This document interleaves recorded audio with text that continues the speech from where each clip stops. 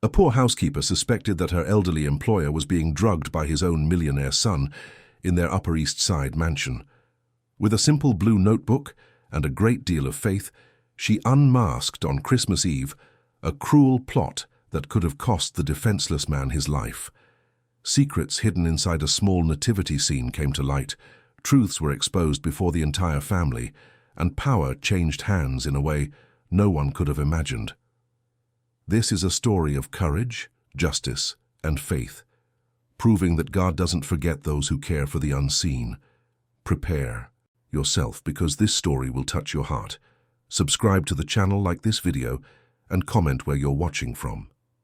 Maria Davies was 32 years old and had eyes that noticed everything others overlooked. Her alarm clock went off at 4:30 in the morning, always with the same shrill tone that tore her from short, confusing dreams. In the darkness of the small rented row house in Kingsbridge, a simple neighborhood in the Bronx, New York, she dressed in silence, careful not to wake her mother, who was coughing in the next room. The smell of yesterday's reheated coffee mingled with the cheap perfume she dabbed on her wrist, a gesture of dignity before facing the world. She took 2 buses to reach the high-end gated community on the Upper East Side. The first, at 5:15, was still nearly empty, smelling of disinfectant and with cold plastic seats. The second transfer was always packed, with bodies pressed together, tired breaths, and faces she had come to recognize without ever exchanging a word. In her chest, she carried a contained courage, disciplined by years of necessity. In her soul, a sense of justice that sometimes hurt more than poverty itself. When something was wrong, her body knew it before her mind did. It was a physical sensation, a tightness between her ribs, a tingling in her hands. The problem was, she had learned from a young age that people like her were almost never heard. The Ashworth family mansion rose, white and imposing, behind high walls. The main gate opened with an electronic sigh, and Maria always entered through the service gate, where the bell sometimes failed, forcing her to knock with her knuckles on the cold metal. The garden smelled of freshly cut grass and imported flowers she couldn't name. Inside the house, the marble floor reflected the indirect lighting as if it were polished ice. Everything there gleamed, but the shine had an emptiness to it, as if the light warmed nothing. The owner of the house was Richard Ashworth, a tech millionaire, always in a hurry, always on the phone. He wore grey suits that Maria had to send to expensive dry cleaners. He spoke loudly, gestured frequently, and treated the staff with a mechanical politeness that couldn't hide his disinterest. To him, Maria was the housekeeper, a word that sounded nice but in practice meant she coordinated the cleaning, supervised deliveries, organized the entire house, and still brought coffee to his father-in-law, who lived on the second floor. Arthur Ashworth, 80 years old, was the silent exception to all that ostentation. He walked slowly, breathing with some difficulty, his lungs tired from decades of work and a few poorly treated bouts of pneumonia. But he maintained dignity in his gestures. He had thin hands, marked with age spots, veins standing out like rivers on an old map. When Maria brought him his breakfast, he always thanked her by looking her in the eyes, a rare thing in that house. "Good morning, Maria. Did you sleep well?" "I did, Mr. Arthur. And you?"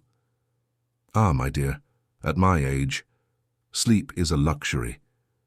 But I'm here, holding on." She treated him with the respect she hadn't been able to give her own grandfather, who had died under circumstances that still left her with an old guilt. At that time she was 19 and worked at a supermarket. Her grandfather lived in a cheap nursing home in a forgotten corner of Newark, New Jersey. Maria visited whenever she could, bringing cookies, showing him pictures of her mother, but she started noticing strange things: bruises on his arms, dirty clothes, the strong smell of urine in the hallways. She tried to report it. She went to the administration, spoke with the social worker, called the ombudsman's office. No one believed her. They said she was exaggerating, that old people fall on their own, that she didn't understand medical care. 2 weeks later, her grandfather died of an infection that could have been treated. Maria never forgave herself for not pushing harder, for staying silent when they called her troublesome. That December, Something about Arthur was different. Ever since Richard decided to better organize his father's care, limiting visits to the old man and hiring a private nurse, Maria felt there was a risk. It wasn't just intuition. It was an accumulation of details, like dust. The way Arthur blinked too slowly after breakfast, his voice growing weaker each week, the way he sometimes forgot the names of common things. Maria's two objectives were clear, though she hadn't formulated them in words until that moment. To ensure Arthur was genuinely safe and lucid on Christmas Eve, which was approaching, and to somehow prevent him from being isolated from his own family, who were already visiting less. The obstacles, however, seemed as high as the community's walls.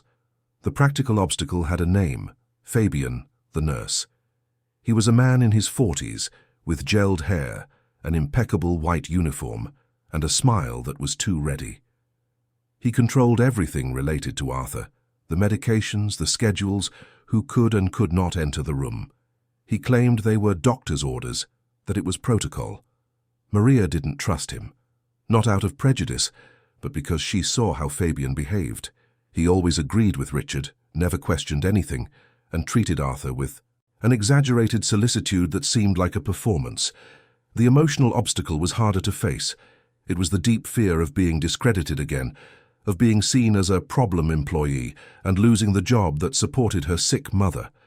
Her mother needed expensive heart medication. If Maria lost her job, she wouldn't be able to pay for it. Their electricity had been cut off twice that year. The old refrigerator made a tired motor noise that she heard every night before falling asleep. She couldn't take the risk. Still, she kept her eyes open. While dusting the spacious living room, she observed the security camera pointed at the hallway. She knew exactly how far its field of view reached, because one day the technician had left his tablet open, and she had seen the footage. She kept that information to herself. In the pocket of her blue apron, she carried a small blue-covered notebook worn at the edges which she had bought at a stationery store near her home.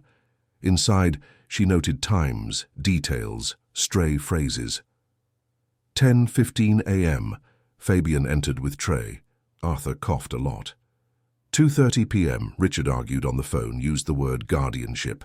In her other pocket, a rosary inherited from her grandmother, with dark wooden beads that her fingers sought without thinking, especially when nervousness tightened its grip.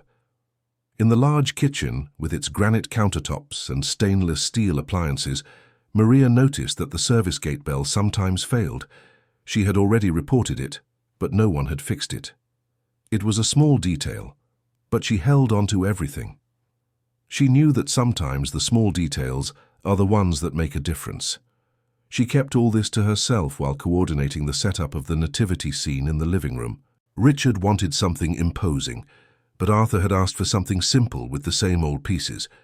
Maria knew every figure in that nativity scene: the porcelain baby Jesus, the three wise men with faded cloaks, the small wooden stable handmade decades ago. Arthur liked to fiddle with the small figures every night before bed, adjusting their positions, murmuring prayers she could hear from a distance. On one of those days of preparation, while Maria was cleaning the glass of the china cabinet, Arthur entered the room slowly, leaning on his cane. He stood before the nativity scene, touching the wooden stable with his fingertips. "You know, Maria, my father made this stable, with his own hands." "Really, Mr. Arthur? How beautiful." "Yes, he was a carpenter, a simple man. He made this for me when I was a child. I've always kept it." He fell silent, his eyes glistening with unshed tears. Maria felt a pang in her chest. This man had history, memories, dignity, and someone was trying to erase it all. When she thought about ignoring that tightness in her chest, about leaving things as they were, she remembered her grandfather. She remembered the simple funeral, the cheap coffin, the feeling of having failed. She took a deep breath. The air entered her nostrils, cold, filled her lungs, and left slowly. She felt something approaching, something that could harm an old man she cared for. She ended the day with a sense of silent urgency, the kind that has no name but weighs on the shoulders like a sack of cement. That night on the bus ride home, Maria opened the blue notebook under the dim ceiling light. She looked at her notes, the dates, the times. She closed her eyes for a moment, clutched the rosary in her pocket, and murmured to herself almost soundlessly, "God, if something is wrong, show me what to do." The bus jolted over a speed bump, and she held on tight to the metal pole, feeling the cold steel under her fingers.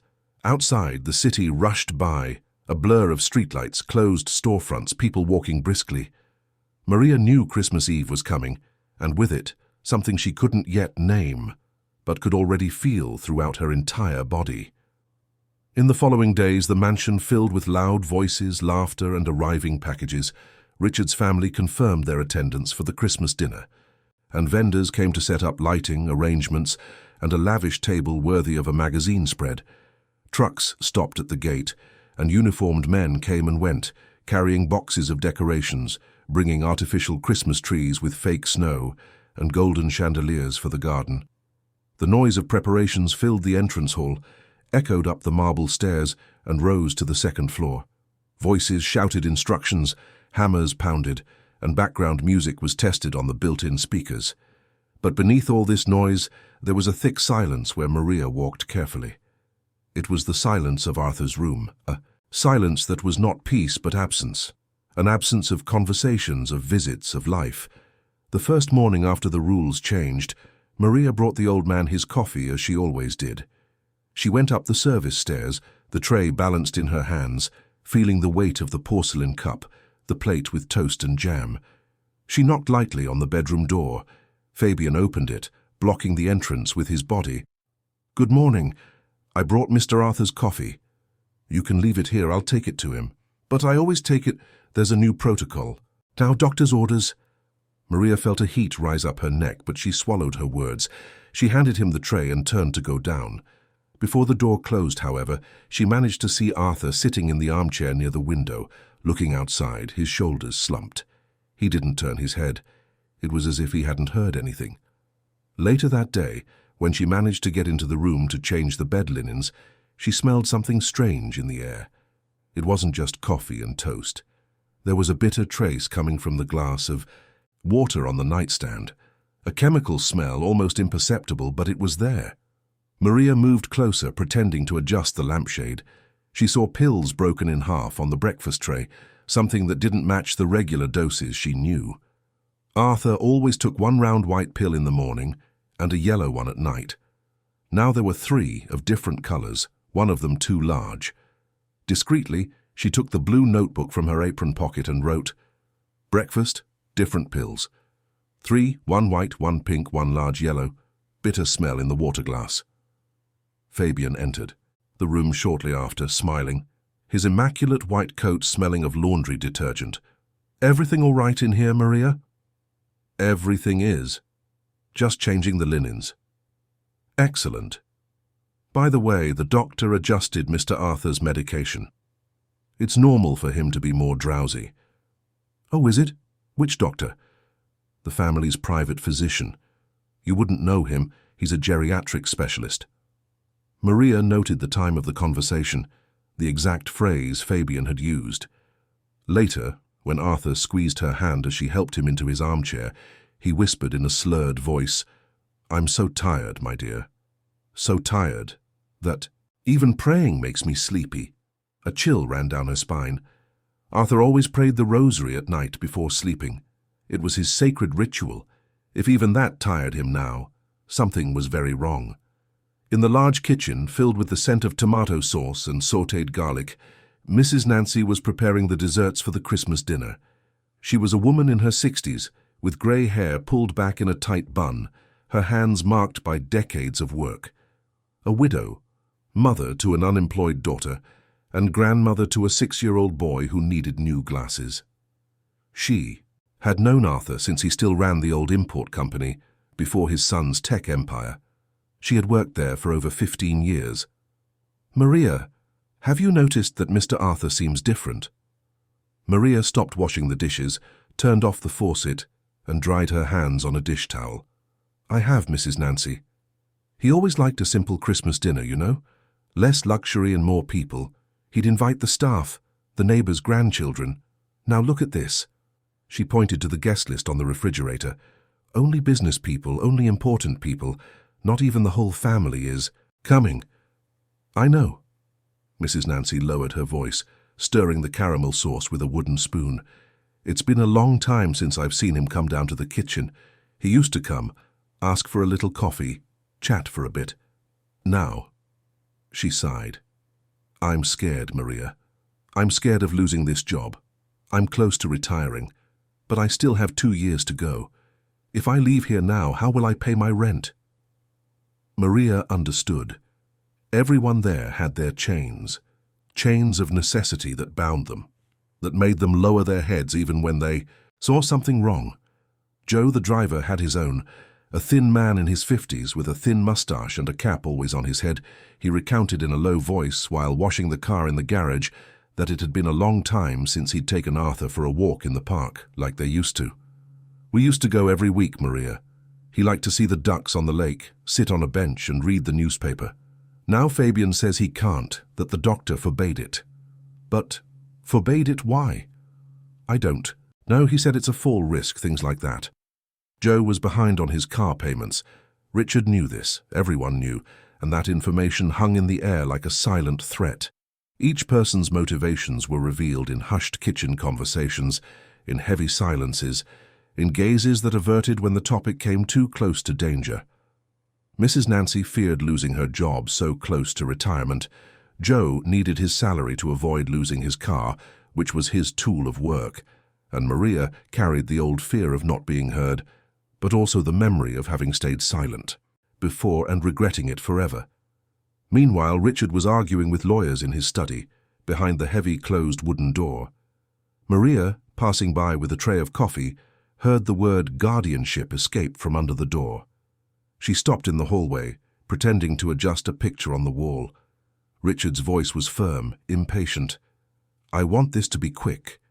Ideally, we should resolve this before New Year's. But we need consistent medical reports. I'll provide them. When the door suddenly opened, Maria moved away quickly, continuing on her way.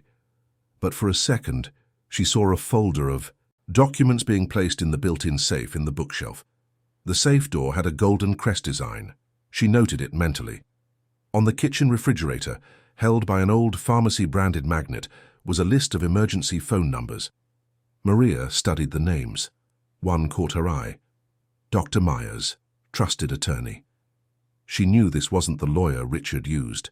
She asked Mrs. Nancy, "This Dr. Myers, do you know him?" "I do. He's the lawyer. Mr. Arthur has used his whole life. An honest man, one of the old-fashioned kind. Richard doesn't like him, says he's outdated." Maria took a photo of the number with her old cell phone and stored the information. The clues grew with cause and effect. One evening, while helping Arthur arrange the nativity scene, she saw him repeatedly touching the same small wooden stable. His trembling fingers traced its edges, opened the tiny door and closed it again.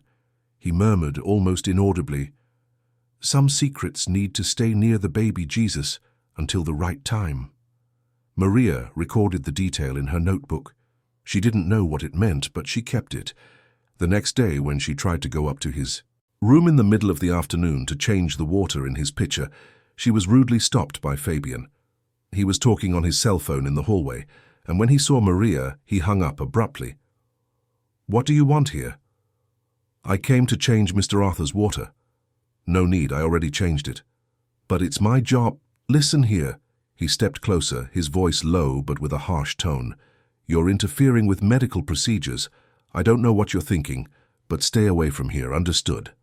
Another employee, the cleaning lady who came twice a week, was in the hallway and heard everything. She looked away, pretending not to have seen anything. Maria felt the humiliation burn her face, rise to her ears. She swallowed back tears, lowered her head, and went down the stairs, gripping the handrail tightly. Socially humiliated in front of someone else, she bottled up the pain, but she noted the scene in her notebook with the date and time. The key to Arthur's room was now kept by Fabian. He wore it on a lanyard around his neck, along with an ID badge from the clinic where he claimed to have worked before. Every small victory came at a cost.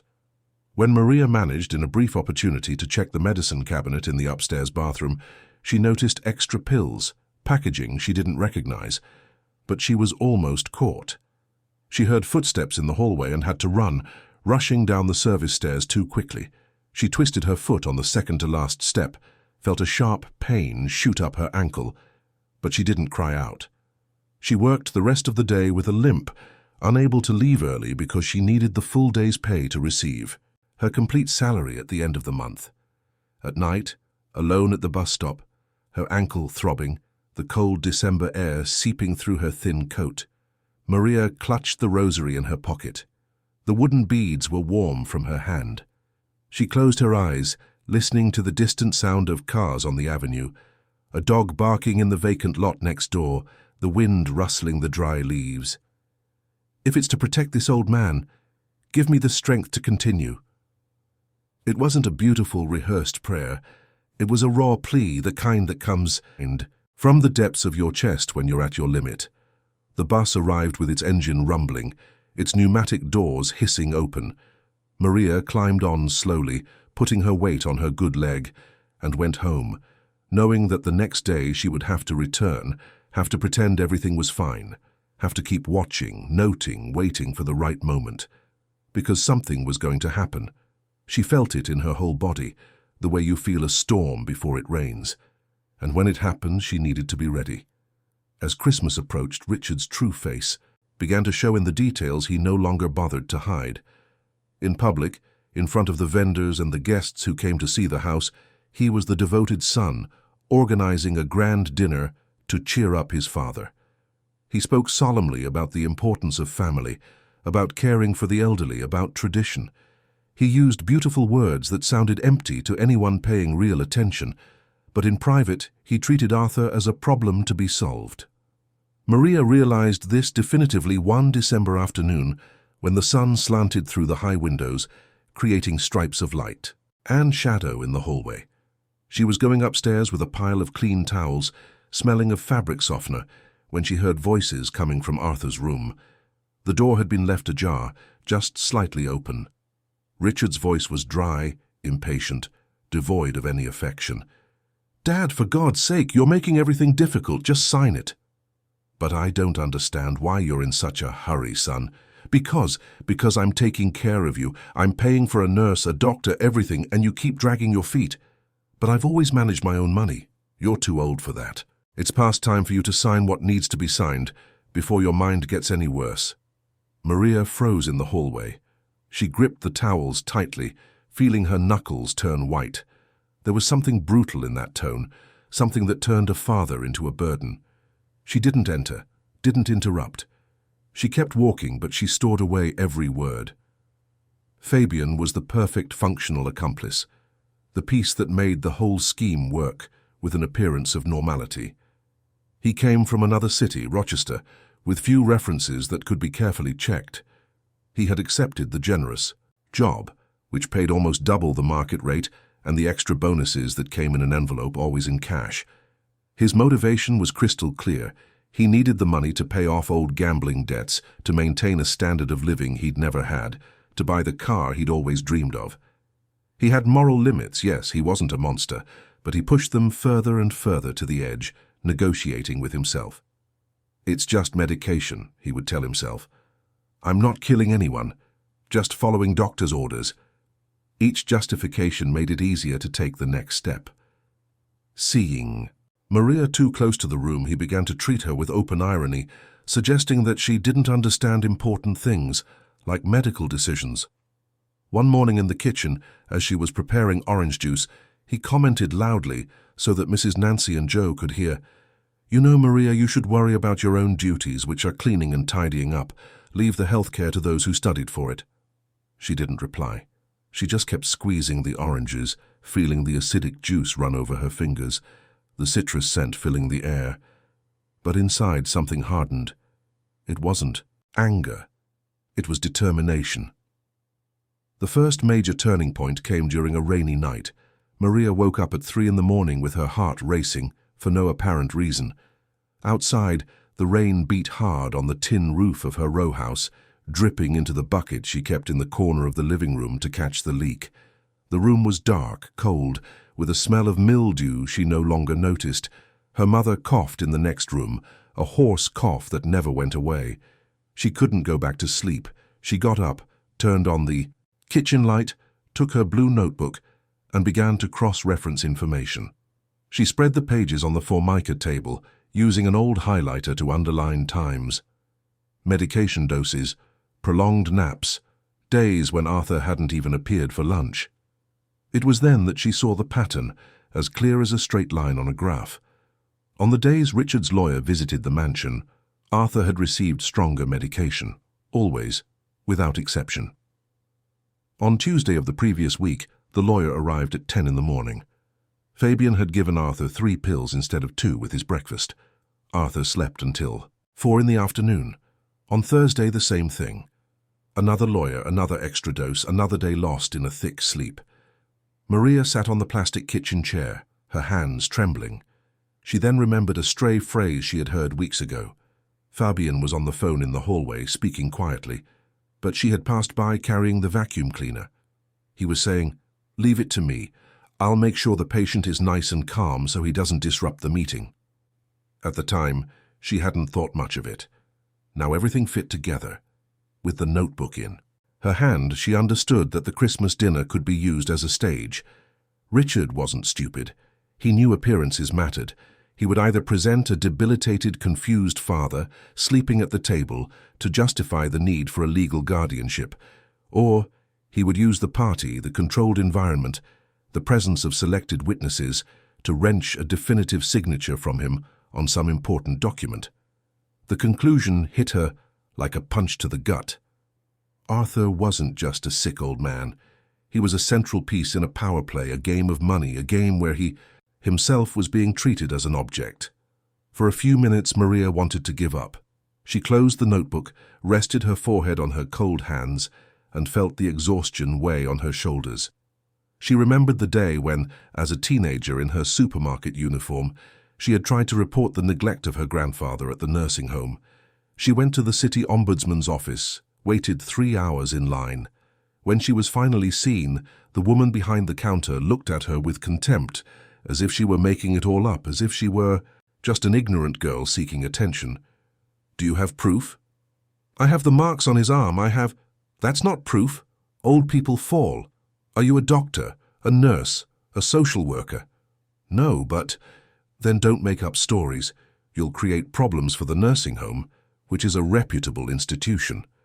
2 weeks later, her grandfather was dead, her mother crying, saying Maria shouldn't have gotten involved, that poor people don't fight institutions. She lost her job because the supermarket management found out and said they didn't want an employee who causes trouble.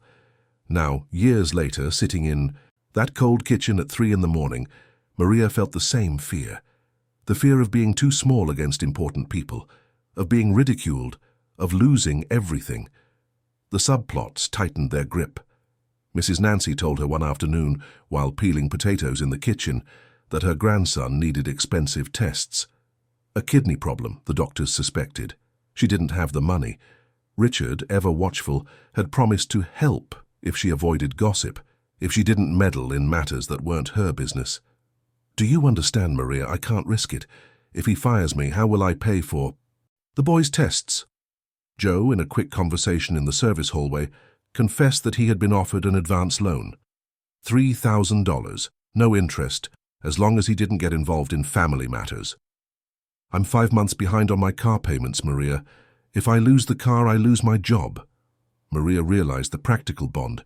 They could all be used to silence any questions. Richard had built a network of dependencies, of favors, of fears, where each person was trapped by their own needs. Still, on that rainy night, she decided to press on, not out of heroism, not out of extraordinary courage, but because giving up meant carrying another guilt, another death she could have prevented. She knew her personal limitation.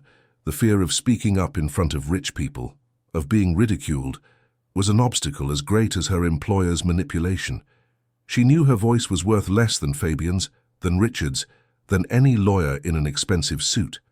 But she also knew she had what they didn't, the notebook full of details, a memory trained by someone who always had to remember everything, because no one ever believed her the first time. She prayed, quietly, with the rain drumming on the roof. the smell of dampness seeping through the poorly sealed window. She didn't ask to be strong like a movie heroine. She asked for the courage of an ordinary person, the kind that does the right thing even while trembling inside, even knowing it could go wrong, even knowing the price could be high. Lord, help me do what's right, and if I fall, lift me up. With steady hands, despite her fear, she began to think about what she could do.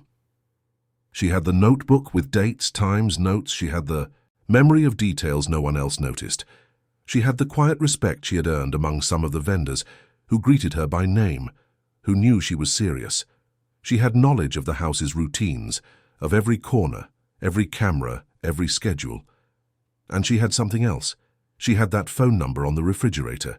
Dr. Myers, old Arthur's trusted lawyer. A man Richard despised, which probably meant he was honest. When the day dawned grey, with the rain easing but the sky still heavy, Maria put on her uniform, drank the reheated coffee, dabbed the cheap perfume on her wrist, took her notebook and her rosary and left to catch her 2 buses. On the bus, looking out the fogged-up window, she saw the city waking up. People going to work, shops opening, children in uniforms heading to school, everything proceeding as always, as if nothing important were happening. But for her, something had changed that night. She had made a decision. She didn't know how she was going to do it. She didn't have a perfect plan, but she knew she wouldn't let Arthur be devoured by that game, not without a fight, even if the fight was small, silent, made of notes in a blue notebook and prayers whispered in the dark. Even if no one believed her, she was going to try. On Christmas Eve, the mansion shone as never before. Twinkling lights outlined the white facade, climbed the columns and traced stars on the walls. The garden exuded the perfume of imported flowers, white roses and lilies that cost more than Maria's monthly salary. The sound of clinking glasses mingled with Christmas carols hand-picked by Richard, soft instrumental versions playing from speakers hidden among the plants. The dinner was going to be a spectacle. Maria discreetly coordinated the team of waiters hired for the evening, still limping slightly from her twisted ankle, but with her mind sharper than ever.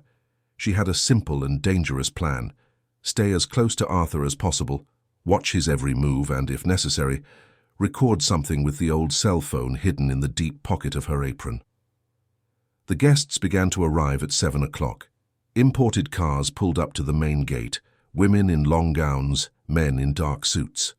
Richard greeted everyone with broad smiles and firm handshakes, presenting the house as if it were a trophy. The table was set in the grand hall with a white linen tablecloth, gleaming silverware, and flower arrangements every 3 places. Thick candles in silver candelabras cast a yellowish light that danced on the crystal glasses.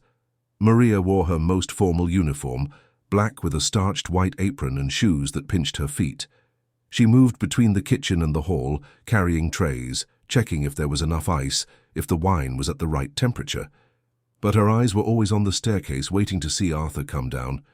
The rules of the world there were as clear as the crystal glasses on the table. Staff did not get involved in family matters. Security guards followed orders from above. Any disturbance was smothered before it reached the gate. Maria knew these rules by heart, which was why she moved through the spaces with calculated care. Earlier, while still preparing the hall, she took the opportunity to adjust the position of the security camera under the pretext of dusting the shelf where it was installed. With a discreet movement, she slightly turned its angle, knowing this would widen the view to the head of the table where Arthur was supposed to sit. No one noticed. The camera was just another decorative object to those not paying attention. She arranged with Mrs. Nancy, in a low voice in the kitchen, that if anything strange happened to Arthur, she would bring mineral water and unsweetened coffee, drinks that would help the old man stay awake if he was under the effect of strong medication. "Do you understand, Mrs. Nancy? Very cold water and strong coffee." "I understand, my dear, but I'm scared." "Me too, but we'll do it anyway." When the guests were already seated, laughing, loudly sharing stories of travel and business, the service gate bell failed once again. Maria heard the muffled sound, almost imperceptible amidst the party noise. No one else paid it any mind. The security guards were focused on the main gate, where the important cars were entering and leaving. A few minutes later, a commotion came from the side corridor leading to the service area. Raised voices, hurried footsteps. One of the security guards appeared, escorting a thin, poorly dressed man with a long, unkempt beard, his dirty clothes smelling of the street, of old sweat, of neglect. He looked like a homeless man, the kind of person luxury communities kept out with high walls and constant surveillance. The conversation ceased as if someone had turned off the sound. Indignation spread through the hall in scandalized whispers. How had that stranger managed to get into such an exclusive party? What kind of security failure was this? Richard rose from the head of the table, throwing his napkin onto his plate, his face red with contained anger. What is the meaning of this? How did this man get in here? The security guard, a young man in a black uniform, stammered, "Sir, he came in through the service gate. The bell didn't work. He managed to push it open. Get him out of here, now." Maria was near the kitchen door, holding a pitcher of juice. Her heart went cold when she looked at the man. There was something about him, something that didn't fit with a random stranger. His tired eyes, sunken in dark sockets, had a gleam she recognized. The way he held the staircase railing, with a gentleness despite his trembling. His right hand rising slowly, making the sign of the cross upon seeing the nativity, scene set up in the corner of the hall. Maria moved as close as she could, her heart pounding. She saw under the grime covering his face, beneath the tangled beard, the familiar glint of a simple ring on his ring finger. Even from a distance, she recognized the engraved initials, A.A., Arthur Ashworth. The same ring she saw every day when she brought the old man his coffee. The ring he would twist on his finger while telling stories of the past, of his carpenter father, of the hard times before the money came. She was the first to realize. She dropped the pitcher on the sideboard, not caring about the noise, and strode across the hall. This was not a stranger. It was Arthur, unrecognizable, aged in weeks, as if they were entire years. His face was marked by a kind of neglect the luxurious house would never show. His shoulders slumped, his skin ashen, his lips cracked. "Mr. Arthur!" Her voice cut through the silence like a blade. A shock ran through the room like an electric current. Richard turned sharply. Fabian, who was near the window with a glass of wine, turned so pale he was almost transparent. Some guests exchanged confused glances. Maria had two immediate obstacles to reach Arthur. The first was physical. The security guard stepped in front of her, arm outstretched, his voice firm. "Ma'am, go back to the kitchen. This is none of your business." She tried to break free, but he held her arm. Her twisted ankle protested as she forced the movement, a sharp pain shooting up her leg. She nearly fell, but grabbed the railing and managed to get past. She reached him just in time to support Arthur, who was slipping, his legs unsteady, his body weak. "Easy, Mr. Arthur. I'm here." He looked at her with glazed eyes, trying to focus, trying to recognize her. "Maria? It's me, yes?" The second obstacle was institutional, stronger than any security guard. Richard approached, his voice thundering through the room. "Security, take this woman to the kitchen now. She's an accomplice to this intruder. She's fired." Maria took a deep breath. She felt the entire room looking at her, judging, weighing. She was the troublesome employee again, the one who caused a fuss, the one who meddled where she shouldn't. But this time, she had something she didn't have at 19. She had proof. She had watched. She had taken notes. She had stored every detail. In a firm voice, louder than she had ever used in that house, she said, "This man is not an intruder. He is Mr. Richard's father." "That's ridiculous. My father is in his room resting because he wasn't feeling well." "Then explain the ring." Maria held up Arthur's hand, showing the ring with the initials. "Explain the scar on his chin, from when he fell off his bike at age 10 in his grandmother's yard in Poughkeepsie. Explain that he knows every piece of the nativity scene by heart, and that every year he hides an envelope in the wooden stable." The silence in the room was now heavy. Mrs. Nancy appeared from the kitchen, drying her hands on her apron, her eyes wide. Joe was right behind her, without his cap, his thin hair sticking up. "Good heavens," Mrs. Nancy whispered. "It really is Mr. Arthur." Maria continued, holding Arthur carefully, feeling his frail body tremble. No one has seen him for weeks. The nurse made up rules, locked the room, increased his medication. I wrote it all down. Dates, times, doses. Richard tried to regain control, his voice cold. These are absurd accusations. Fabian is a qualified professional following medical orders. But the revelation was undeniable because it came from things that were already there, in the house itself, in its very objects.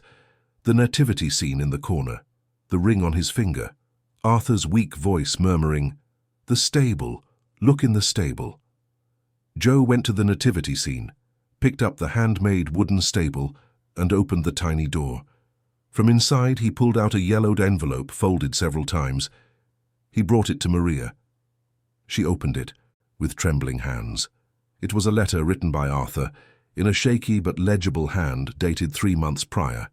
It began, "If anything should happen to me, if they try to keep me from my family or make me sign documents under duress, I wish for these instructions to be delivered to Dr. Myers, my trusted attorney." Maria read it aloud, the words echoing in the decorated hall. The letter mentioned Arthur's wish to donate part of his estate to social causes, to guarantee lifelong pensions for loyal employees, and to be treated with dignity in his final years. The subplots began to converge like threads in a web. Mrs. Nancy, crying, confirmed that she hadn't seen the old man come downstairs in weeks. Joe said he hadn't taken him to the park since October.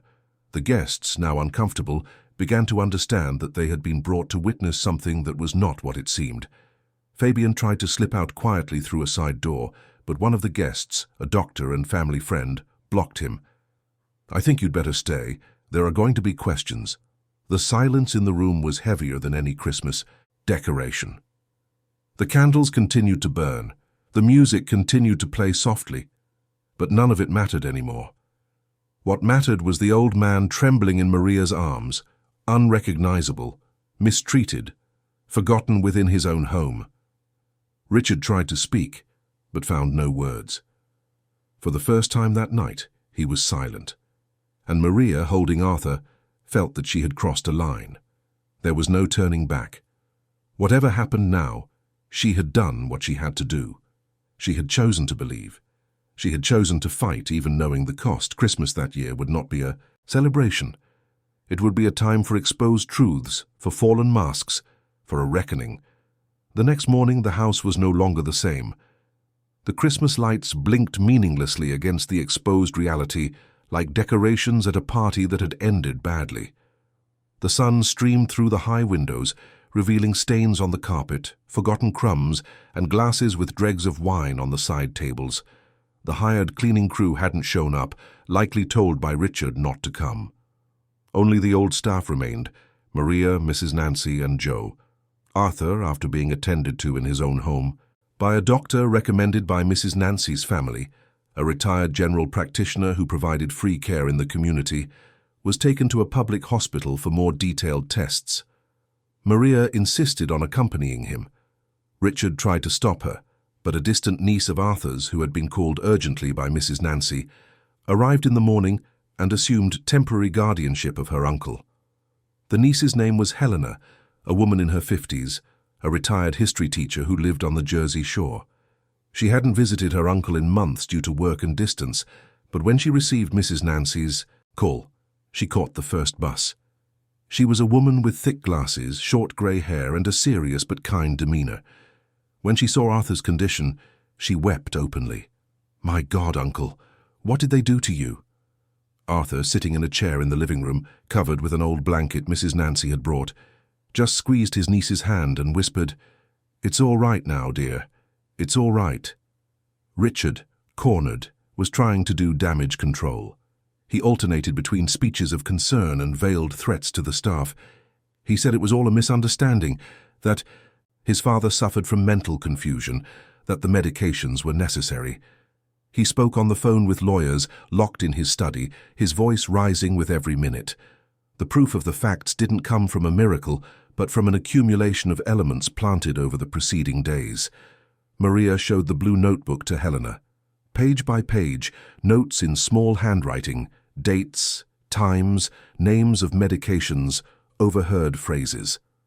Helena read in silence, her eyes narrowed behind her glasses, her lips forming a thin line of controlled anger. "You wrote all this down?" "I did. I learned that if you don't write it down, they later say you're making it up."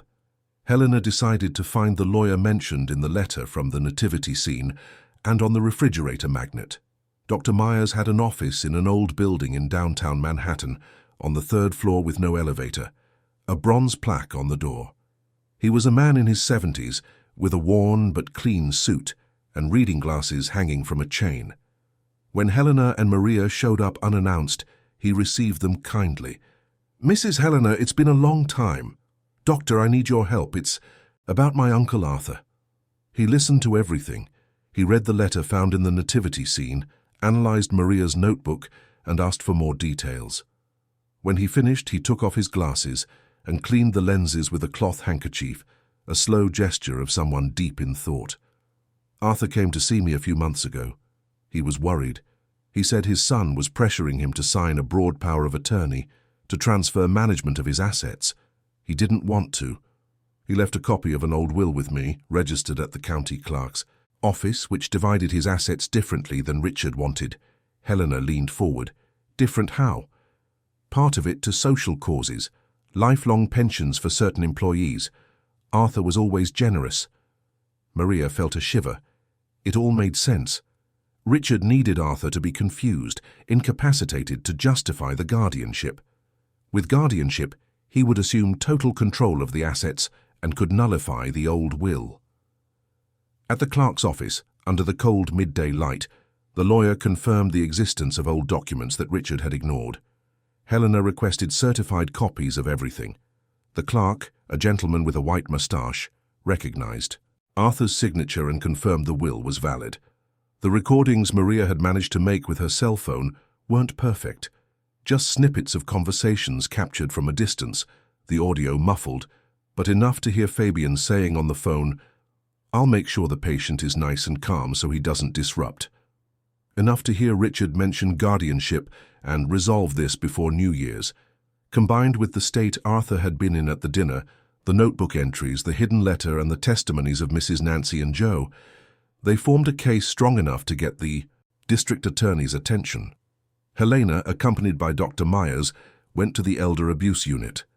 They waited for 2 hours in a waiting room with plastic chairs, a cold, polished concrete floor, and the smell of old paper and reheated coffee. When they were finally seen, the prosecutor was a young woman, about 35, with her hair pulled back and a tired but attentive gaze. She listened to everything. She took Maria's notebook, flipped through it, and asked direct questions. "This note here, did you see this personally?"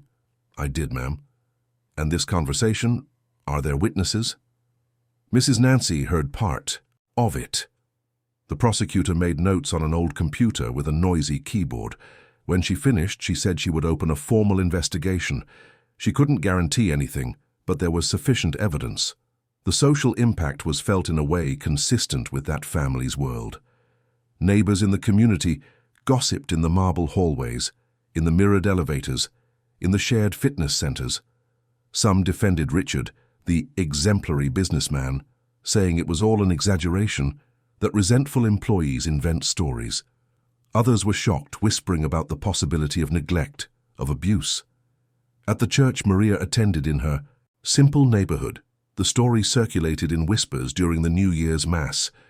The women from the prayer group, ladies with white hair and rosaries in their hands, hugged her after the service. "You did the right thing, dear. God sees everything. Don't give up, you hear?" The authorities, pressed by concrete evidence, opened a formal investigation against Richard and Fabian. Richard reacted exactly as one would expect from someone in his position. He hired expensive lawyers from a prestigious firm, people who charged hourly rates that Maria didn't see in an entire year. He tried to claim his father's mental confusion, an overzealousness with the medication, a misunderstanding. His character didn't suddenly change. He simply fought to preserve his own image, to maintain control, to not lose what he considered his. Maria moved forward step by step, paying the price for each one. She was called to testify at the district attorney's office. A small room, a formica table, a recorder running.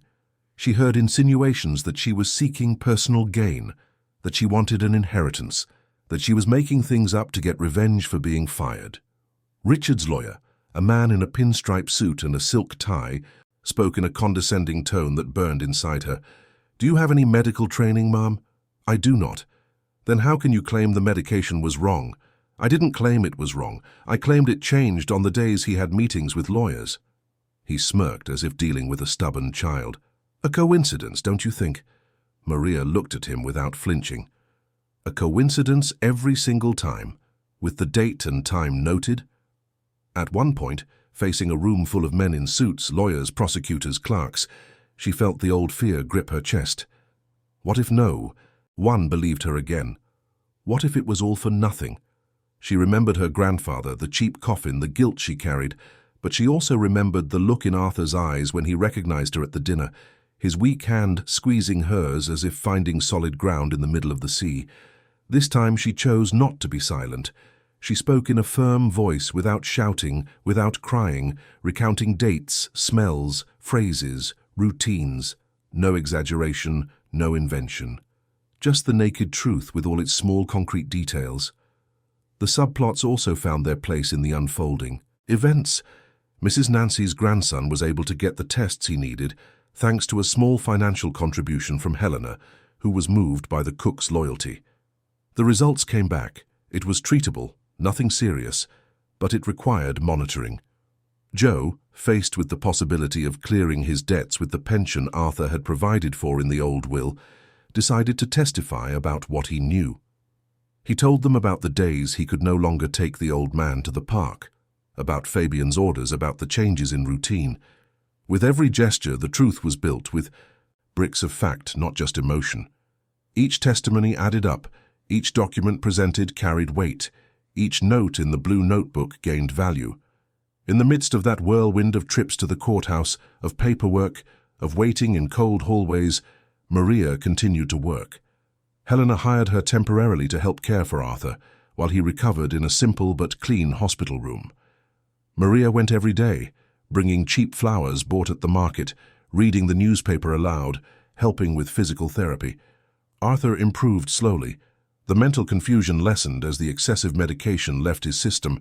He began to recognize people again, to remember stories, to smile from time to time. One afternoon, as Maria was adjusting his pillow, Arthur held her hand with surprising strength. "Thank you, my dear." "You don't have to thank me, Mr. Arthur." "Yes, I do. You didn't give up on me." Maria felt her eyes sting, but she didn't cry. She just squeezed his hand back.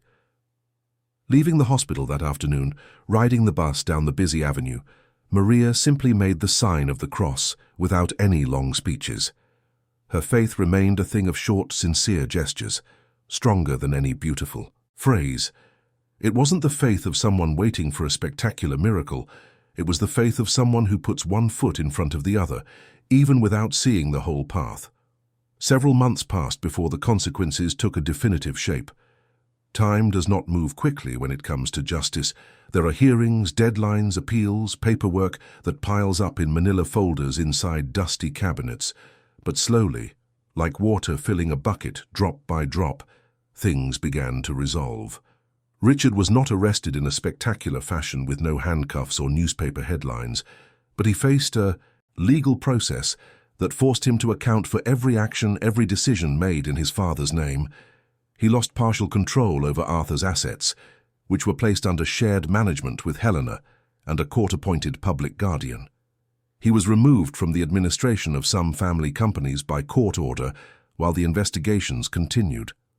And he was forced, through a court-mediated agreement with the prosecutor, to guarantee dignified care for Arthur under the external supervision of a social worker. Fabian had his professional license investigated by the State Nursing Board. It was discovered that he had 2 prior reprimands for negligence at other jobs, information that never appeared in the references presented to Richard. He was removed from his caregiver position, faced an administrative hearing, and ultimately lost his license to practice for 2 years. He returned to Rochester without the car he had dreamed of, without the money he had saved, carrying only his old debts and some new ones. There was no dramatic revenge, no movie-like twist, just proportional consequences within what the law allowed, what society could do when pressured to look at what it preferred to ignore. Arthur, after a difficult recovery period that lasted almost 4 months, chose a simpler path. He left the mansion on the Upper East Side, that house that was too big, too cold, full of empty rooms and bitter memories. Helena helped him find a smaller house in a quiet neighborhood in Forest Hills, Queens, near a tree-lined park where children played on Sundays. It was a single-story house, painted a pale yellow, with a garden just big enough to care for a few plants. It had a small porch in front, 2 jacaranda trees providing shade, and an iron gate painted green. Inside, the smell was different. It didn't have imported perfume or air conditioning. It smelled of brewed coffee, coconut soap, and clothes drying on the line out back. Arthur set up the nativity scene in the small living room, in the same corner where the afternoon sun hit. The same old pieces, the porcelain baby Jesus, the 3 wise men with faded cloaks, the wooden stable made by his father's hands. Now, however, there was no pressure, no hurry. He arranged the pieces slowly, talking to himself, smiling when he remembered some old story. Maria, invited by him through Helena, accepted the job as caregiver and manager of the small house. It wasn't an easy decision. It meant giving up the possibility of finding a job in another mansion, perhaps with a better salary. But Helena guaranteed a fair wage, a formal contract, and labor rights that Maria had never had. And more importantly, she guaranteed respect. It wasn't just a job. It was a place of true belonging. There the days were marked by routines that now made sense. Medications on time, noted on a chart on the refrigerator, but without excess, without sedation. Short walks to the park, Arthur leaning on his cane, Maria by his side, the 2 of them in a comfortable silence. Coffee brewed quietly in the morning, with warm bread she bought from the corner bakery. The house received visitors. Mrs. Nancy and her grandson came on Sundays, bringing homemade cake, staying for lunch. The boy, now with new glasses, ran around the garden chasing butterflies, while Mrs. Nancy and Maria chatted in the small kitchen, peeling potatoes, laughing at silly things. Joe would stop by from time to time, always bringing something. A piece of fruit from the market, a newspaper Arthur liked, news from the old neighborhood. He had managed to pay off his car debts with the lifelong pension Arthur had guaranteed in his will, and now he worked as a rideshare driver, his own boss. The old blue-covered notebook found a new purpose. Arthur began to use it to dictate memories of his life, while Maria wrote with care in round, unhurried script, stories of his carpenter father, his seamstress mother, the hard times before the money came, memories turned into words for the great-grandchildren who might one day come, or for no one, just for the pleasure of remembering and being heard. The rosary in the pocket of Maria's apron remained a companion, but now its beads ran through less tense fingers. Her prayers were no longer just pleas for help. They were also for thanks. Gratitude for having come this far, for having chosen not to be silent, for having done the right thing even while trembling with fear. In the corner of the living room, the same old nativity scene held a place of honor. Arthur still moved the pieces every night before bed, but now Maria saw that he did it with peace. In the wooden stable where he had once hidden the letter that saved his own life, he now kept only small notes of gratitude, the names of the people who had helped him when he needed it most. Maria, Mrs. Nancy, Helena, Joe, Dr. Myers. The patiently built emotional connections manifested in simple gestures: a bowl of soup taken to the elderly neighbor next door, a lady with a cane and an old dog, a shared prayer before bed, Arthur and Maria sitting on the porch, watching the stars appear in the sky that turned purple before going dark, a shared laugh when Arthur forgot a word and made up another one just to be playful. "Maria, bring me that thingamajig over there." "What thingamajig, Mr. Arthur?" "The one we use to, store things." "The refrigerator?" "No, smaller." "A drawer?" "No." "Oh, never mind," he would laugh. "I forgot again." And they would laugh together, without shame, without any rush to remember.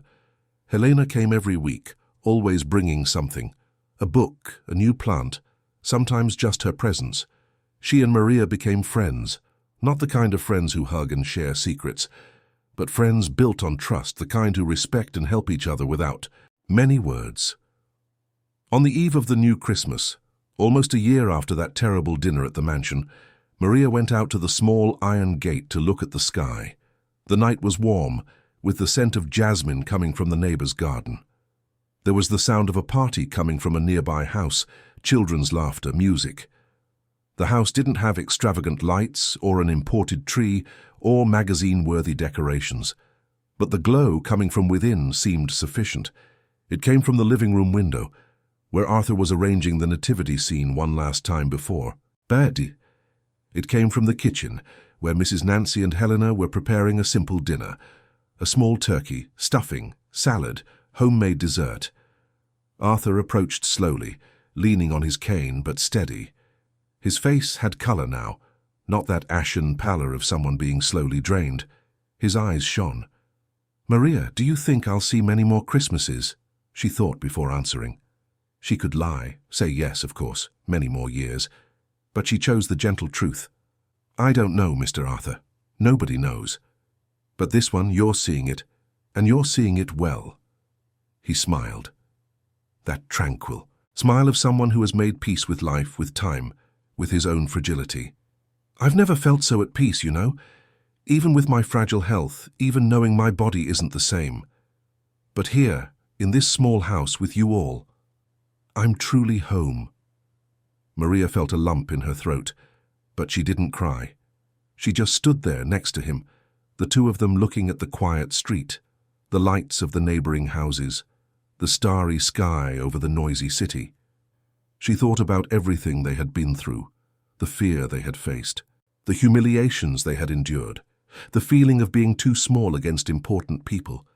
But she also thought about the choice she had made, the choice not to be silent, to believe it was worth trying, even with no guarantee. The sacrifice had transformed into something solid and good. Not glory, not wealth, not public recognition, but peace, dignity, belonging. Before going inside, Maria closed her eyes for a moment. The fresh night air filled her lungs, the scent of jasmine mixed with brewed coffee. From inside the house came the sound of Mrs. Nancy laughing at something Helena had said. Her grandson was playing with a toy car on the living room floor, making engine noises with his mouth. Maria summed up everything they had lived through in a simple, spiritual, and true phrase. She didn't say it aloud. She just whispered it, like someone praying without needing beautiful words, like someone giving thanks from the bottom of their heart. God doesn't forget those who care for the unseen. The phrase echoed in that calm night, hovering in the warm December air, laden with a truth earned through patience, through small and constant courage, through a faith that makes no noise but holds you up when everything seems to be falling apart. Arthur touched her shoulder lightly. "Shall we go in? Dinner's almost ready." "Yes, let's." And they went in together, leaving the door open to the night breeze, to the scent of jasmine, to the possibility of new tomorrows that, though uncertain, now seemed less frightening. Inside the small, simple house full of true life, Christmas was happening the way it was meant to, with gratitude, with belonging, with a love that needs no stage or audience to exist. It just exists, and that in that moment, in that house, among those people whom life had brought together in crooked but right ways, was more than enough. It was everything.